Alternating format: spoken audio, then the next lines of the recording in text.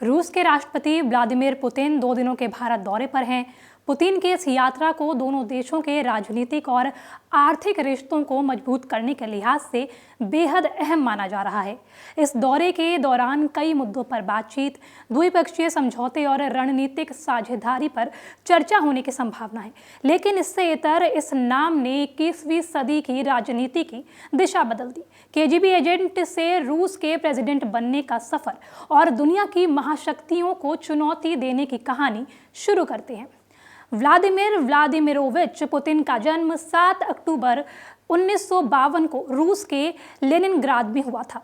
अब इससे Saint Petersburg के नाम से जाना जाता है। उनके पिता व्लादिमीर स्पेरास्की एक कार्यकर्ता और मां मारिया इवानोवना घरेलू महिला थी। पुतिन का बचपन मुश्किलों में गुजरा। वे द्वितीय विश्व युद्ध के बाद की पीढ़ी से थे और उनके परिवार को आर्थिक कठिनाइयों का सामना करना पड़ा था। उन्होंने अपनी शुरुआती पढ़ाई लेनिनग्राद में पूरी की।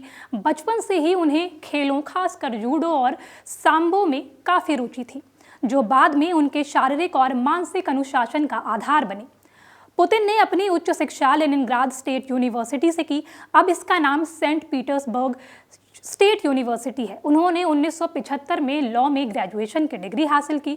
इस दौरान पुतिन को अंतर्राष्ट्रीय कानून और राजनीतिक विज्ञान में गहरी रुचि विकसित हुई। यही शिक्षा उन्हें आगे चलकर केजीबी और राजनीति में कदम रखने का रास्ता खोलने में मददगार साबित हुई। इसके बाद उन्होंने 1980 में अर्थशास्त्र में पीएचडी भी हासिल की। केजीबी और जासूसी में कैसे शामिल हुए पुतिन? 1975 में पुतिन ने केजीबी में शामिल होकर अपनी जासूसी की ट्रेनिंग शुरू की।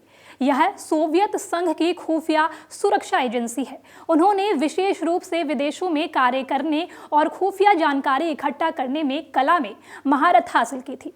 पुतिन ने वर्षों तक पूर्वी जर्मनी के ड्रेसडन में जासूसी के रूप में काम किया।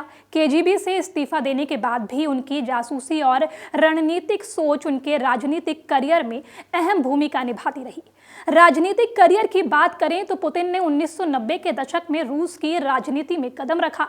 उन्होंने सेंट पीटर्सबर्ग में सरकारी प्रशासन में काम किया और जल्द अपनी छवि एक कठोर प्रशासक के रूप में पेश की। 1999 में राष्ट्रपति बोरिस येल्त्सिन ने पुतिन को रूस का प्रधानमंत्री नियुक्त किया। उसी साल येल्त्सिन के अचानक इस्तीफे के बाद पुतिन ने राष्ट्रपति का पद संभाला। उनकी नीतियां मुख्य रूप से रूस की सत्ता को मजबूत करने, आर्थिक सुधार और अंतर्राष्ट्रीय स्तर पर रूस की छवि को मजबूत करने की थी।